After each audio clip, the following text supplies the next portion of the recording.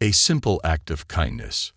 The humid night wrapped around Brooksville like a heavy cloak as Marcus Turner walked home from his late shift at the factory. His boots scraped the cracked sidewalk, the rhythm a counterpoint to the flickering streetlights that cast jittery shadows across the worn facades of old buildings. Marcus was bone-tired, his muscles aching from hours on the assembly line. But the solitude of the walk home was a kind of solace. It gave him space to think, to breathe. A sudden, piercing shriek shattered the quiet night.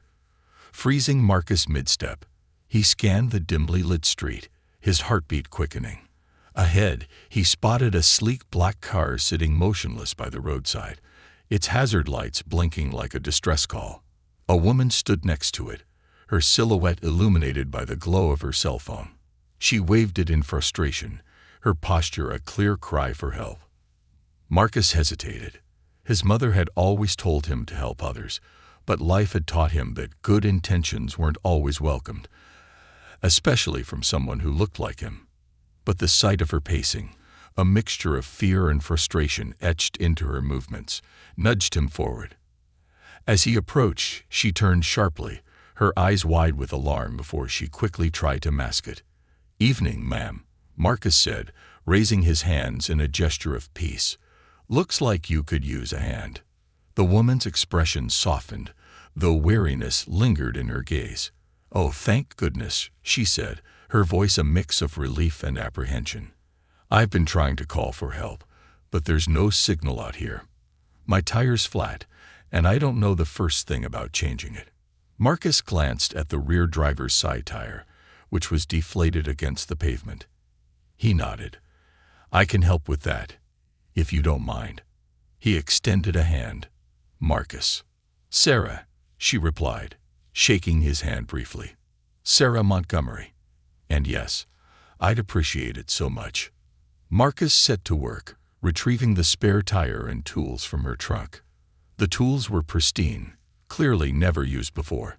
As he worked, Sarah crouched beside him, her initial apprehension melting into curiosity. "Do you do this often?" she asked, watching him loosen the lug nuts with practiced ease. He chuckled, shaking his head. "Not really, ma'am. But I believe in lending a hand when I can. My mama always said kindness doesn't cost a thing, but it can mean the world to someone else." Sarah smiled, a genuine warmth lighting her face. "Your mother sounds like a wise woman. More people should think that way."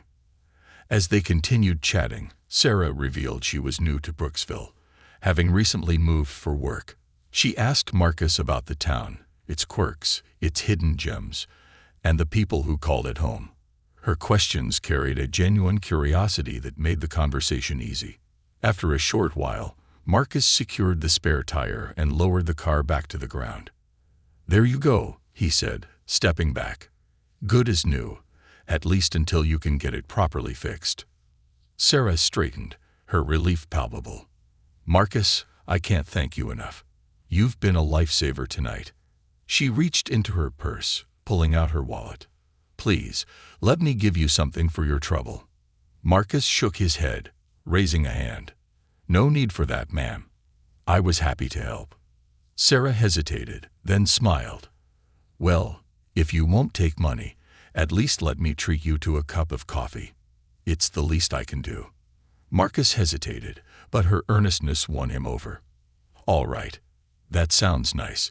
You'll usually find me walking this way after my shift." Sarah nodded, climbing into her car. "I'll see you around then. And thank you again, Marcus." As she drove off into the night, Marcus resumed his walk home. The encounter replayed in his mind, filling him with a quiet sense of satisfaction. It was just a flat tire, a simple act of kindness, but it felt like a moment that mattered. Little did he know, that single act of goodwill would set off a chain of events that would ripple through his life and the entire town of Brooksville in ways he could never have imagined. Marcus continued his walk home, the rhythmic crunch of his boots on the sidewalk blending with the soft hum of crickets. The night had grown quieter now, save for the occasional rustle of leaves in the breeze. As he turned a corner, the distant glow of his modest apartment came into view, a single-story building tucked away in one of Brooksville's less polished neighborhoods. His place wasn't much, but it was home. Marcus had grown up here, seen the good and bad of the town, and despite its flaws, it was where he belonged. He unlocked the door, stepping into the dimly lit interior. The creak of the old wooden floor greeted him as he set his worn backpack by the door. In the small kitchen, he poured himself a glass of water, leaning against the counter as his mind replayed the evening's events. He thought about Sarah, her initial hesitation, her curiosity, and that grateful smile as she drove away. It wasn't every day he found himself striking up a conversation with someone so far removed from his world. Marcus's mother's voice echoed in his mind. "Always help when you can, son. The world's hard enough without people looking out for one another." He smiled faintly, the memory warm and bittersweet. His mother had been gone for years now, but her lessons remained like signposts guiding his life. He finished his water, placed the glass in the sink, and headed to bed. Tomorrow was another long shift at the factory, and rest was a luxury he couldn't afford to skimp on. The next morning, the factory buzzed with its usual chaos. Machines clattered and roared, the smell of oil and metal thick in the air. Marcus worked steadily, his hands moving with practiced precision as he assembled parts on the line. His coworkers greeted him with nods and small smiles, familiar faces he'd known for years. During lunch, he sat with his friend Darius, a boisterous man with a knack for finding humor in even the grimmest situations. "Yo, Marcus," Darius began, biting into his sandwich. "You look like you got something on your mind. What's up?" Marcus hesitated, then shrugged. "Helped a woman last night. Flat tire." Darius raised an eyebrow. "You mean a woman?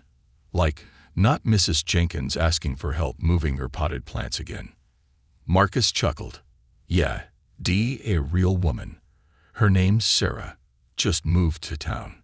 "Oh, I see how it is," Darius teased, waggling his eyebrows. "You out here being a hero in the dead of night. She swooned yet?" Marcus rolled his eyes. "Nothing like that. Just helping someone in need." Darius leaned back in his chair, smirking. "Well, don't be surprised if she starts showing up with coffee or something. Women don't forget stuff like that, man." Marcus didn't respond, though the thought stayed with him through the rest of his shift. Days passed uneventfully. Marcus returned to his routine, and the encounter with Sarah began to fade into the background. That is, until one evening when he spotted her car parked near the diner he often walked past on his way home. She was sitting inside, a steaming cup of coffee in front of her, flipping through a notebook. Through the large glass window, she glanced up and saw him. A bright smile spread across her face as she waved him in. Caught off guard, Marcus hesitated, but her genuine expression dissolved his reservations. He stepped inside, the bell above the door jingling as he entered. "Marcus," she greeted, standing up. "I was hoping I'd run into you. Join me." Sure," Marcus replied, slightly uneasy, but touched by her enthusiasm. He slid into the booth opposite her, noting the notebook filled with detailed sketches and notes. "Work stuff?" he asked, gesturing to the pages. Sarah nodded. "Sort of. I'm an urban planner, just brainstorming some ideas for Brooksville." Marcus raised an eyebrow. "Brooksville? Not sure there's much to plan around here." She laughed, a soft, musical sound. "You'd be surprised. This town has potential. It just needs the right kind of attention." They fell into easy conversation again, Marcus sharing tidbits about Brooksville's history and its hidden corners, while Sarah listened intently, jotting notes in her notebook. As the evening stretched on, Marcus found himself enjoying the company more than he expected. When they finally parted ways, Sarah handed him a small envelope. "I didn't want to spring this on you before, but here," she said, her cheeks faintly pink. "It's not payment, I promise. Just a thank you." Marcus hesitated, then took the envelope, nodding. "Thanks, Sarah. I appreciate it." Walking home, he opened the envelope to find a handwritten note and a gift card to the local hardware store. The note read, Marcus, thank you again for your kindness. I hope this can be of some use to you. If you ever need anything, don't hesitate to reach out. Sarah. A small smile played on Marcus's lips. Maybe, he thought, this town was starting to change in ways he hadn't expected. And maybe, just maybe, he could be a part of that change. Transition to the ripple effect. Unbeknownst to Marcus, his encounter with Sarah was only the beginning of a journey that would challenge his principles, his resilience, and his vision for what Brooksville could become. As the weeks unfolded, the ripples of their meeting would expand, drawing others into a web of opportunity, conflict, and transformation, shaping not just Marcus's future, but the very fabric of the town itself. The unexpected offer. A week had passed since Marcus's encounter with Sarah at the diner. Life in Brooksville trudged on, with its familiar rhythms and challenges.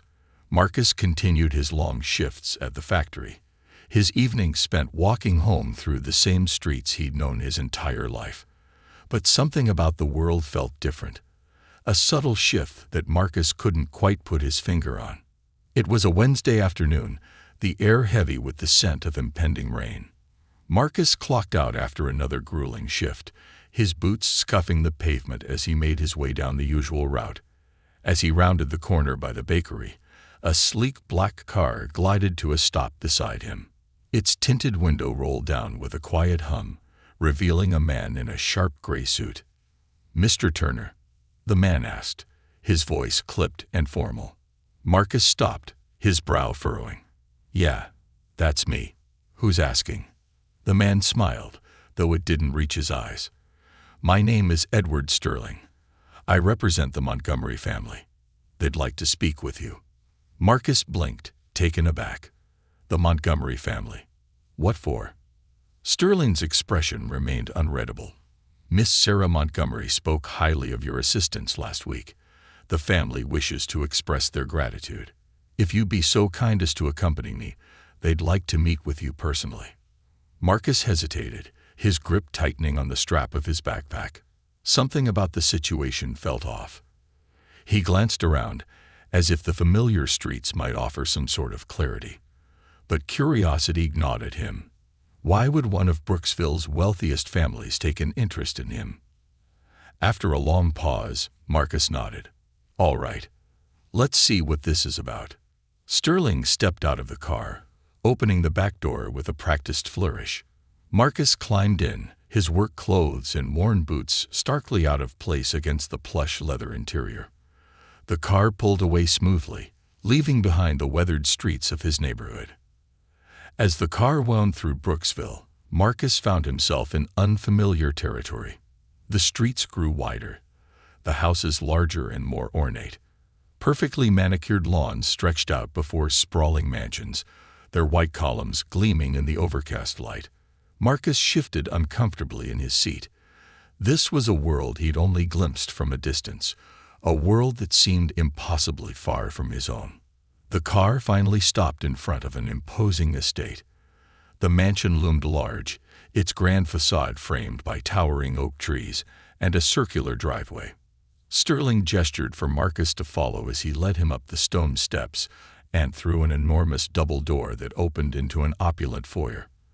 The scent of polished wood and fresh flowers filled the air. A butler appeared, bowing slightly before guiding Marcus into a lavish study. Rich mahogany bookshelves lined the walls, and a large window overlooked the expansive grounds. Behind an ornate desk sat an older man with silver hair and piercing blue eyes. To his left stood Sarah, her expression a mixture of excitement and nervousness. "Mr. Turner," the man said, rising from his seat. His voice was deep, commanding, yet strangely warm. "I'm Richard Montgomery. I believe you've already met my daughter." Marcus nodded stiffly. "Yes, sir. Nice to meet you." "Please, have a seat," Richard said, gesturing to a leather chair opposite his desk. As Marcus sat, his eyes flicked to Sarah, who offered him an encouraging smile.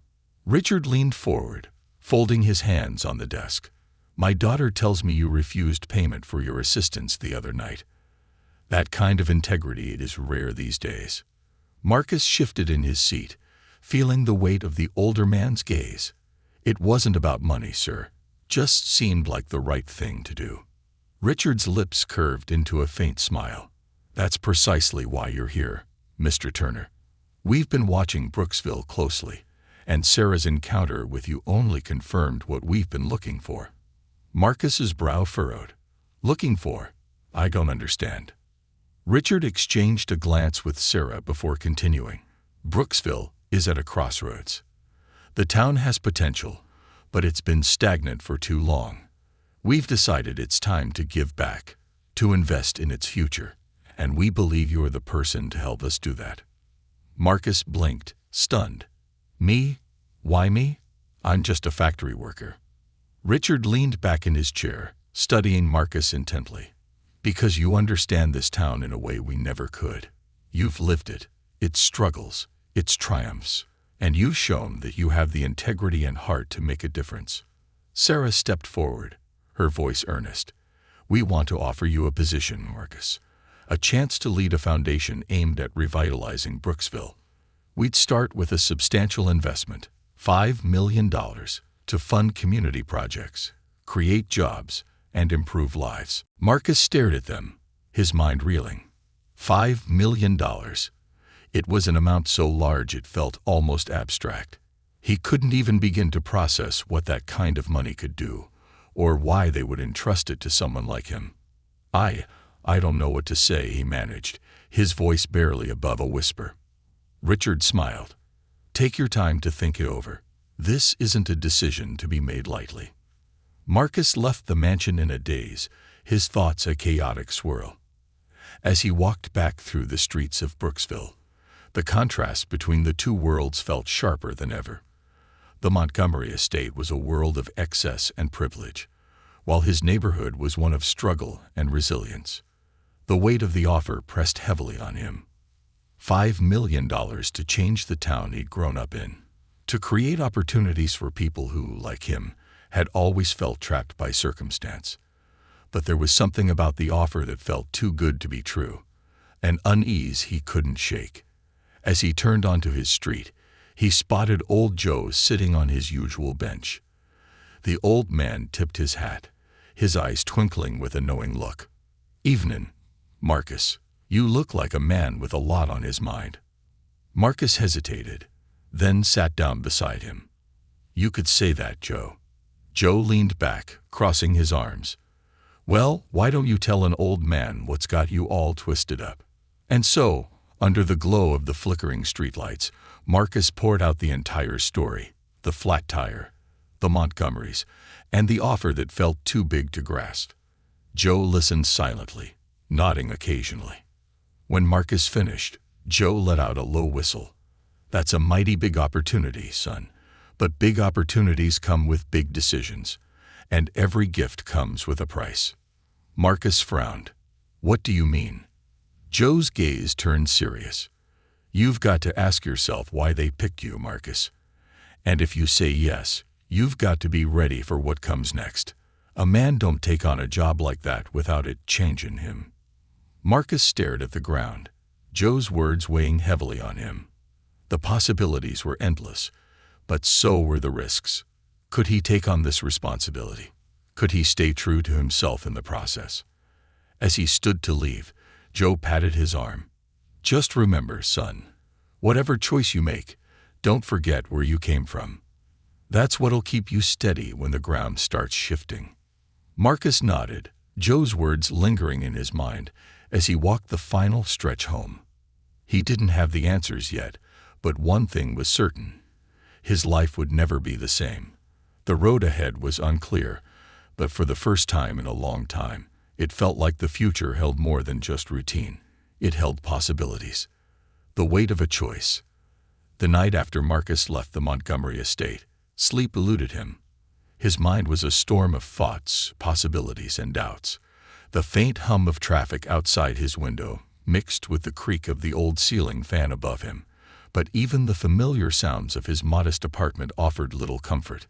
He rolled onto his side, staring at the peeling wallpaper. $5 million. it wasn't just the amount, it was the responsibility. Marcus knew what the money could do: renovate schools, create jobs, build community centers. But why had the Montgomerys chosen him? He was a factory worker, not a businessman or a politician. What did they see in him that made them believe he could handle such a monumental task? As dawn crept through the window, Marcus rose and made himself a pot of strong coffee. He sipped it slowly, gazing out at the street below. The neighborhood was coming alive, kids chasing each other down the sidewalk, Mrs. Jenkins tending to her flower boxes, old Mr. Ramirez sweeping the steps of his corner store. These were his people, his roots. Could he take on this responsibility without losing sight of what mattered most? Later that morning, Marcus found himself back at the factory, his hands working on autopilot as his mind wandered. The clang of machinery and the murmur of coworkers were background noise to the whirlwind of questions in his head. During his lunch break, Darius plopped down beside him, unwrapping a foil-covered sandwich. "Man, you look like you've seen a ghost," Darius said, taking a bite. "What's eating at you?" Marcus hesitated. Darius was his closest friend, someone he trusted, but this was bigger than anything he'd ever shared. Finally, he sighed. "I got offered something. Big. Life-changing big." Darius raised an eyebrow, pausing mid-chew. "Oh, what kind of big?" Marcus glanced around to make sure no one was listening, then leaned in. "The Montgomerys want me to run some kind of community foundation. $5 million to spend on improving Brooksville." Darius's eyes widened, and he let out a low whistle. "Damn, Marcus. That's huge. What's the catch?" Marcus shrugged. "That's the thing. I don't know. It sounds good, but something about it doesn't sit right." "Why me? What's their angle?" Darius leaned back, thoughtful. "Maybe they see what I see. A guy who actually gives a damn about this place. But you're right, man. Rich folks don't usually throw money around without a reason. Just make sure whatever their game is, you're the one calling the shots." That evening, Marcus walked the long way home, hoping the fresh air would clear his mind. The setting sun bathed the town in a warm golden light, but the beauty was marred by the cracks he knew too well. Empty storefronts, crumbling sidewalks, and graffiti-covered walls. These streets told a story of a town that had been left behind, its people struggling to hold on to what little they had. As Marcus passed the community park, he paused. A group of kids were playing basketball on a court with sagging nets and faded lines. He watched for a while, their laughter and shouts filling the air. One of the boys, no older than 12, dribbled the ball skillfully before making a layup. The other kids erupted in cheers. Marcus smiled, but the sight also tugged at his heart. These kids deserved better. A safe, clean place to play, opportunities to thrive. For the first time, the weight of the Montgomerys' offer felt less like a burden and more like a chance to do something real. The following day, Marcus made a decision. He called Sterling and told him he'd meet with the Montgomerys again. This time, he was ready to ask the tough questions. The meeting took place in the same study as before, but this time, Marcus felt more grounded. Richard greeted him with his usual commanding presence, while Sarah offered a warm smile. "I take it you've given our offer some thought," Richard began, gesturing for Marcus to sit. "I have," Marcus said, his voice steady. "But before I say anything, I need to know the whole truth. Why me? Why now? And what do you really expect from me?" Richard leaned back in his chair, a flicker of surprise crossing his face. "Fair questions," he said, his tone measured. "The truth is, my family has benefited greatly from Brooksville. This town has been the foundation of our wealth and success for generations. But we've also seen its decline, and frankly, we've been complicit in it." Marcus raised an eyebrow, but Richard continued. "We've made decisions that prioritized profits over people. That's something I want to change. But change requires trust, and that's something people like me don't have in this community. You, Marcus, you have that trust. You've lived this life. People will listen to you in a way they never would to someone like me." Marcus considered this. It made sense, but it still didn't explain everything. "And what's in it for you?" Richard's gaze was steady. "Legacy. Redemption. Call it what you will. I want to leave something behind that matters." Sarah chimed in, her voice earnest. "And this isn't just about us, Marcus. It's about what you can do. You're the one who can make a real difference here." Marcus sat back, the weight of their words sinking in. "If I do this," he said finally, "I need full control over the foundation. No interference. And I'm starting small, one project at a time. We're not fixing Brooksville overnight." Richard nodded. Agreed. Over the next few weeks, Marcus dove headfirst into the task of setting up the foundation. His first project was to renovate the community park he passed that evening. A small but meaningful step. He met with local contractors, talked to residents about their needs, and spent late nights poring over budgets and plans. The work was exhausting but exhilarating. For the first time, Marcus felt like he was part of something bigger than himself. But it wasn't without challenges. Some people were skeptical of his intentions, while others questioned why the Montgomerys were involved at all. One afternoon, as Marcus supervised the park's renovations, a woman approached him. She was in her 60s, with silver-streaked hair and a no-nonsense demeanor. "You Marcus Turner?" she asked, her tone sharp. "Yes, Mom," Marcus replied, bracing himself. "You the one behind all this?" She gestured to the construction equipment and workers. Marcus nodded. "I am.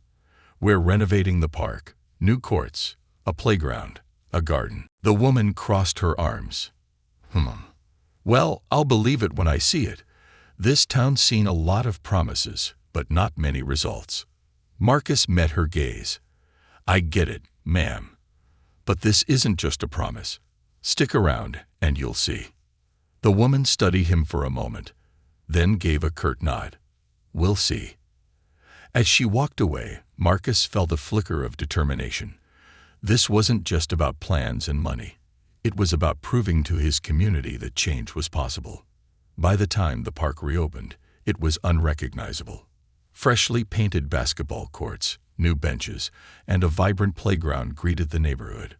On opening day, families gathered, children's laughter filling the air as they explored the new space. Marcus stood back, watching it all unfold. Sarah appeared beside him, her smile wide. "This is incredible, Marcus. You made this happen." He shook his head. "We made it happen. The community, the workers, everyone who believed in it."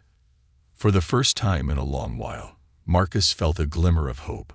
This was just the beginning, but it was proof that Brooksville could change, and he was ready to keep fighting for it. A rising tide. The renovated community park had become a beacon of hope in Brooksville.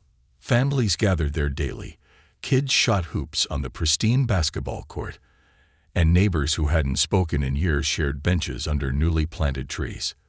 For Marcus, seeing the park flourish was both humbling and motivating. It was proof that change wasn't just possible, it was necessary.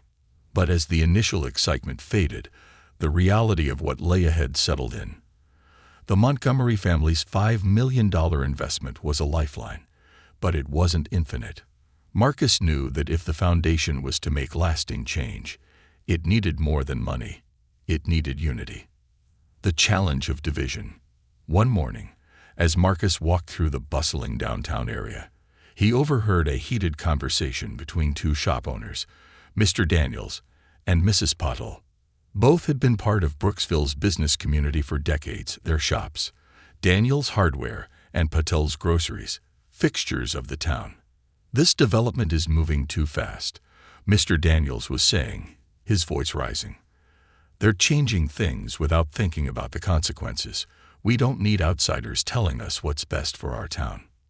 Mrs. Patel shot back, her tone equally sharp. "And what do you suggest? That we stay stuck in the past while the rest of the world moves on? My business barely survived last year, and this is the first time I feel like we have a chance." Marcus approached cautiously. "Morning, "Mr. Daniels, Mrs. Patel," he greeted, his tone calm but firm. "Mind if I join the conversation?" The two shop owners turned to him, their expressions a mix of frustration and curiosity. "You're the one behind all this," Mr. Daniels said, crossing his arms. "So tell me, Marcus, how do you plan to fix the mess this town is becoming?" Marcus held his ground. "I get where you're coming from, Mr. Daniels. Change can feel like it's taking things away instead of giving something back. But that's not what we're trying to do. This isn't about outsiders coming in. It's about us building something together." Mrs. Patel nodded in agreement. "He's right. This town needs fresh ideas if we're going to survive." Marcus smiled faintly. "And that's where you both come in. You've been part of this community for years. You know its strengths and its struggles better than anyone. If we're going to make this work, I need your input. Let's sit down and talk about what's working, what's not, and how we can move forward together." The tension between the two shop owners eased slightly. Mr. Daniels let out a gruff sigh. "Fine. I'll give it a shot. But don't think I won't speak my mind." "I wouldn't have it any other way," Marcus replied, his tone warm. The Community Advisory Board.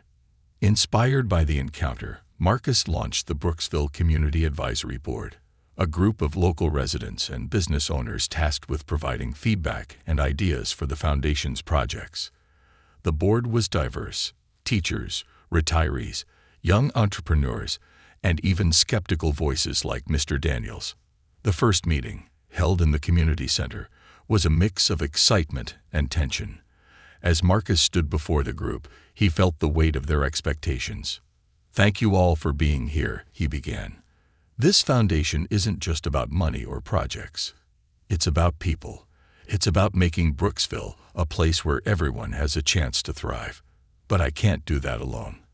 I need your voices, your ideas, and your honesty. Let's figure this out together." For the next 2 hours, the room buzzed with debate. Ideas were thrown out, challenged, and refined. Some wanted to focus on education, others on infrastructure. There were heated moments, but by the end of the meeting, there was also a sense of shared purpose. As the group dispersed, Marcus caught sight of Sarah lingering near the door. She had been sitting quietly in the back, observing. "You handled that well," she said, smiling as she approached him. "Not everyone could keep a room like that from boiling over." Marcus chuckled. "Barely. I think Mr. Daniels might still throw something at me next time." Sarah laughed. "Maybe, but he's here. That's a start." Her encouragement steadied him. The foundation had a long road ahead, but for the first time, it felt like they were building something real. Shadows in the bright light. Just as the community began to rally around the foundation's efforts, a new problem emerged. A series of anonymous flyers appeared around town, accusing the foundation of being a front for the Montgomerys to control Brooksville. The flyers urged people to reject the projects, warning of hidden agendas. Marcus found one of the flyers taped to the community center's door. His heart sank as he read the bold, accusatory language. He crumpled it in his fist, anger simmering beneath his calm exterior. Who would do this? And why? He brought the flyer to Richard Montgomery that evening. Richard's face darkened as he read it. "This isn't surprising," Richard said, setting the flyer down on his desk. "Change always attracts resistance, especially from those who benefit from keeping things as they are." Marcus frowned. "But this is more than resistance. Someone's trying to tear us down." Richard leaned back, his gaze steady. "Then we'll fight back, with transparency and results. Keep doing the work, Marcus. Let the progress speak for itself. A chance to prove them wrong." Fueled by the need to counter the growing skepticism, Marcus accelerated the Foundation's next project, a job training program for displaced workers. He partnered with local businesses to create opportunities for those who had been left behind by Brooksville's shifting economy. The program launched with a small cohort of 10 participants, each one handpicked based on need and potential. Marcus made it a point to be involved in every step, from meeting with trainers to attending the first day of classes. He wanted the participants to know that this wasn't just another hollow promise, it was a lifeline. One participant, a single mother named Tasha, stood out. She had lost her job when the textile mill closed and had been scraping by on odd jobs ever since. Now she was learning computer skills through the program, her confidence growing with each passing day. "This is the first time in years I feel like I have a real chance," Tasha told Marcus one afternoon. Her gratitude was palpable, and it fueled his determination. The ripple effect. As the job training program gained traction, its impact began to ripple through Brooksville. Local businesses started hiring graduates, and families once on the brink of despair found hope. The foundation's work was changing lives, and people were beginning to see that it wasn't just talk, it was action. But the shadows lingered. The flyers hadn't stopped, and Marcus couldn't shake the feeling that someone was watching, waiting for him to stumble. One evening, as Marcus locked up the community center, he noticed a figure lingering near the edge of the park. The man was dressed in a dark coat, his face obscured by the dim light. Marcus's instincts kicked in, and he approached cautiously. "Can I help you?" he called out. The man turned, his expression neutral. "Just observing. You've done good work here, Mr. Turner." Marcus frowned. "Who are you?" The man smirked but didn't answer. Instead, he handed Marcus a card and walked away. The card was plain, with a single line of text. "Every man has a price. We'll be in touch." Marcus's heart pounded as he watched the man disappear into the night. Whoever was behind the flyers wasn't just trying to sound out. They were planning something bigger. As Marcus stood in the quiet of the park, he realized that the fight for Brooksville's future was far from over. The challenges ahead would test not just his resolve, but his very identity. But he wasn't backing down. Not now. Not ever. The storm brewing. The card Marcus had been handed weighed heavy in his pocket, even though it was no more than a scrap of cardstock. Its message, "Every man has a price. We'll be in touch," was both a threat and a challenge, and it lingered in Marcus's mind like a dark cloud. Brooksville's transformation had begun to attract attention. The foundation's successes with the park renovation and the job training program were undeniable, and the town was buzzing with cautious optimism. But with that attention came new scrutiny. Rumors swirled about the foundation's motives, and whispers of ulterior agendas crept into even the most supportive circles. Marcus wasn't just battling skepticism anymore. He was facing opposition from forces he couldn't see but could certainly feel. The question now wasn't just whether he could lead Brooksville into a brighter future, but whether he could protect what he'd already built. The meeting with Richard. Marcus sat across from Richard Montgomery in the opulent study of the Montgomery estate. The card rested on the desk between them like a silent accusation. "This," Marcus said, his voice firm, "isn't just a nuisance. Whoever this is, they're organized, and they're playing dirty."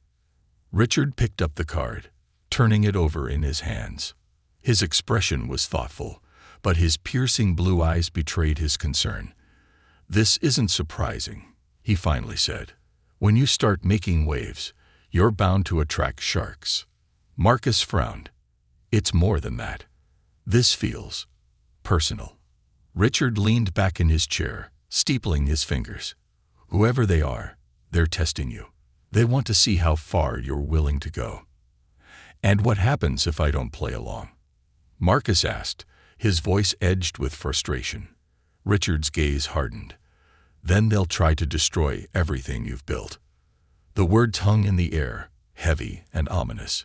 But Marcus wasn't about to back down. He'd fought too hard to let fear dictate his actions. A targeted attack. Days later, the threats escalated. Marcus arrived at the community center one morning to find graffiti sprayed across the front doors. The bold red letters read, "Montgomery Puppet. Stop pretending to care." The sight stopped him in his tracks.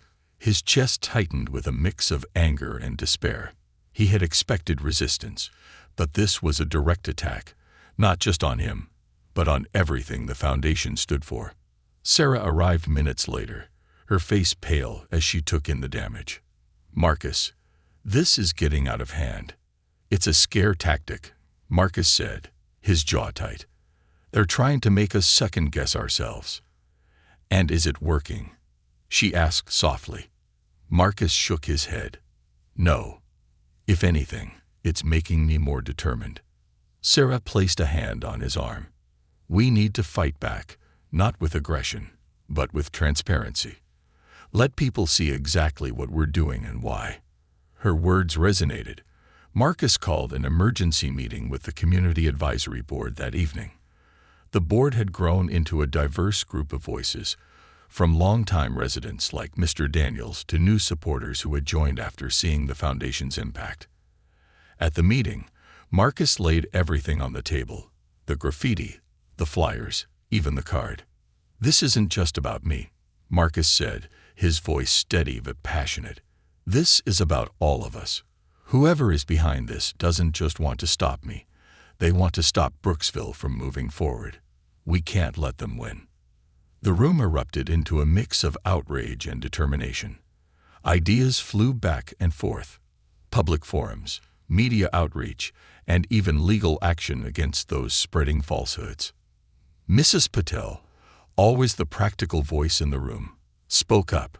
"We need to show them we're united. A divided town is exactly what they want."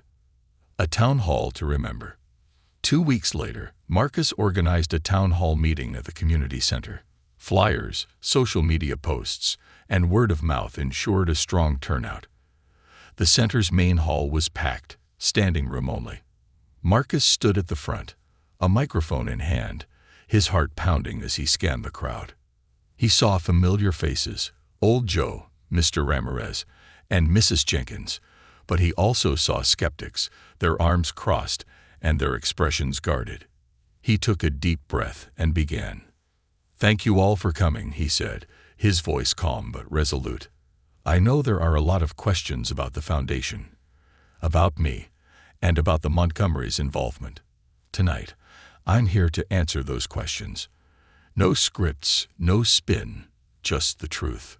For the next hour, Marcus fielded questions from the audience. Some were supportive, others hostile. A man in the back shouted, "What's in it for you, Turner? What's your cut?" Marcus met the man's gaze, his tone steady. "What's in it for me? I get to see my neighbor's kids playing in a park that's finally safe. I get to see people like Tasha, a single mom, learn new skills and land a job that gives her hope. That's my cut." The room erupted into applause, but Marcus raised a hand to quiet them. "But this isn't about me," he continued. "It's about us, about what we can build together. The foundation is here to serve this community, not control it. And I promise you, every decision we make will be transparent." By the end of the night, the mood had shifted. The skeptics didn't leave entirely convinced, but they left quieter, their accusations blunted by Marcus's honesty and conviction. The shadows stepped forward, but Marcus's battle wasn't over. Late one night, he received a call from an unknown number. He hesitated before answering. "Mr. Turner," a smooth voice said on the other end, "you've been quite the thorn in our side." Marcus's grip tightened on the phone. "Who is this?" "That's not important," the voice replied. "What matters is that you're standing in the way of progress." "Progress for who?" Marcus shot back. "Because it sure doesn't look like it's for Brooksville." The voice chuckled. "You're naive, Turner. This town isn't yours to save. But we're willing to make a deal. Step down, walk away, and we'll make sure you're well taken care of." Marcus's anger flared. "I'm not for sale." "Everyone has a price," the voice said coldly. "Think it over." The line went dead, but the threat lingered. A line in the sand. The next morning, Marcus gathered his team: Sarah, the Community Advisory Board, and even Richard Montgomery. He told them about the call, about the escalating threats. "This isn't just about projects anymore," Marcus said. "This is about the soul of Brooksville. Are we going to let fear and greed win, or are we going to fight for what's right?" Richard nodded, his face grim. We'll fight. Over the following weeks, the foundation doubled down on its efforts. They launched new projects, a mentorship program for youth, a small business incubator, and a town-wide cleanup initiative. Each success was a blow to their opposition, proof that progress could happen without sacrifice. But Marcus knew the battle was far from over. The people targeting him were powerful, and they wouldn't back down easily. Still, he refused to give in. Standing in the park one evening, watching kids play under the glow of new streetlights, Marcus felt a renewed sense of purpose. The storm was brewing, but he was ready. Brooksville was worth fighting for. The reckoning. The threats were no longer whispers in the shadows. They had grown louder, more aggressive, and undeniably personal. Marcus Turner's resolve had been tested before, but now the stakes felt insurmountable. The town of Brooksville was at a tipping point, and the forces arrayed against him were determined to push it in the wrong direction. The foundation's success had exposed the cracks in Brooksville's fragile ecosystem. The job training program and community park had brought tangible benefits, but they had also highlighted deep-seated inequalities. Marcus's efforts to unite the town had inspired some but enraged others. And now, those in the shadows were making their move. The fire. The night was unusually quiet, the kind of stillness that makes the air feel heavy. Marcus was at home, poring over blueprints for a new community center. His phone buzzed, breaking his focus. It was Darius. "Yo, Marcus." Darius's voice was panicked, frantic. "The community center, it's on fire." Marcus shot to his feet, his heart pounding. "What?" "I'm on my way there now. It's bad, man. Real bad." Marcus grabbed his keys and ran out the door. The drive felt like an eternity, every second stretching as dread settled in his stomach. When he arrived, the sight before him made his chest tighten. Flames engulfed the nearly completed building, the orange glow lighting up the night sky.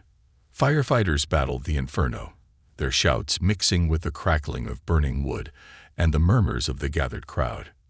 Sarah was already there, her face pale and tear-streaked. She rushed to Marcus as he approached. "This wasn't an accident," she said, her voice shaking. "Someone did this on purpose." Marcus stared at the blaze, his fists clenched. His mind raced through the implications. The community center had been a cornerstone of his plans, a space for education, resources, and connection. Its destruction was a message, loud and clear. The aftermath. The next morning, the fire's devastation was stark. The building was reduced to charred beams and ash, the smell of smoke still lingering in the air. Marcus stood among the rubble, flanked by members of the Community Advisory Board and volunteers who had poured their time and energy into the project. "We're not stopping," Marcus said, his voice steady despite the lump in his throat. "This isn't the end." Old Joe approached, his weathered face grim but resolute. "They wanted to scare you, son. Wanted to make you quit. Don't give them the satisfaction." Marcus nodded, but the weight of the situation pressed down on him. Insurance would cover some of the loss, but rebuilding would take time and money they didn't have. And then there was the bigger question: who was behind this? The investigation. In the days that followed, the fire department confirmed what Sarah had suspected: arson. The news sent ripples through Brooksville. Supporters rallied around Marcus, but skeptics latched onto the incident as proof of the foundation's instability. Rumors swirled, each more outlandish than the last. Marcus worked closely with the local police, but leads were scarce. The arsonist had been careful, leaving no clear evidence. Meanwhile, the foundation pressed forward. The remaining funds were allocated to temporary solutions, a mobile community center, and expanded programs at the local library. Marcus refused to let the fire halt their progress. Richard Montgomery called an emergency meeting at his estate, bringing together key allies. His expression was grim as he addressed the group. "This wasn't just an attack on the foundation," Richard said. "It was an attack on Brooksville's future. We need to root out whoever's behind this." Marcus leaned forward. We also need to show the community that we're not giving up. We need a win, something big that reminds everyone why this work matters. Sarah spoke up, her voice firm. What about the housing initiative? We've been sitting on that plan for months. If we push it forward now, it could send a powerful message. The room fell silent. The housing initiative was ambitious, renovating abandoned buildings into affordable housing for low-income families. It was exactly the kind of project that could inspire hope, but it was also risky, especially with the foundation under attack. Let's do it, Marcus said finally. It's time to go all in. The housing initiative. Launching the housing initiative was a gamble, but it quickly gained traction. Marcus and his team worked tirelessly, meeting with contractors, securing permits, and rallying volunteers. The project became a rallying cry for the community, drawing in residents who had been skeptical before. For the first time, it felt like Brooksville was truly coming together. But the opposition didn't rest. Anonymous threats escalated. Marcus received emails warning him to abandon the project, and his car was vandalized one night outside his apartment. Each incident strengthened his resolve, but it also took a toll. One evening, as Marcus stood outside one of the renovation sites, Sarah joined him. She had become his closest ally, her belief in him unwavering. "You're carrying too much," she said softly, her gaze searching his. "You don't have to do this alone." Marcus met her eyes, his voice heavy with exhaustion. "Sometimes it feels like I do." Sarah reached out, placing a hand on his arm. "You don't. Look around, Marcus. These people believe in you because you've given them hope. Don't let the fear win." The tipping point. As the housing initiative neared completion, tensions reached a boiling point. Marcus received another call from the shadowy figure who had warned him before. "You're making a mistake, Turner," the voice said. "Walk away now, or you'll regret it." Marcus's response was cold and unwavering. "I'm not going anywhere." The line went dead, but the fight was far from over. Days later, Marcus discovered that permits for the housing project had been revoked under dubious circumstances. It was clear that someone with influence was pulling strings to sabotage the foundation. Richard Montgomery stepped in, using his connections to push back against the bureaucratic red tape. Meanwhile, Marcus held a press conference, standing in front of the half-renovated buildings to address the community. "This is our town," he said, his voice ringing with conviction. "And we won't let fear or corruption decide its future. We're going to finish what we started." The crowd erupted into applause, their support renewing Marcus's determination. The victory. Against all odds, the housing initiative was completed. The grand opening was a celebration like no other, with families moving into safe, affordable homes, and the community coming together to celebrate what they had accomplished. The mysterious threats stopped, though Marcus knew the battle wasn't over. Whoever had been behind the attacks had retreated, but their presence lingered like a shadow. As Marcus stood on the steps of one of the newly renovated buildings, he felt a mix of exhaustion and pride. Sarah joined him, her smile radiant. "You did it," she said. "We did it," Marcus replied. "This town did it." For the first time, Marcus felt a sense of peace. The road ahead would still be difficult, but Brooksville was stronger now, its people united by a shared vision. And Marcus knew that as long as they stood together, there was nothing they couldn't overcome.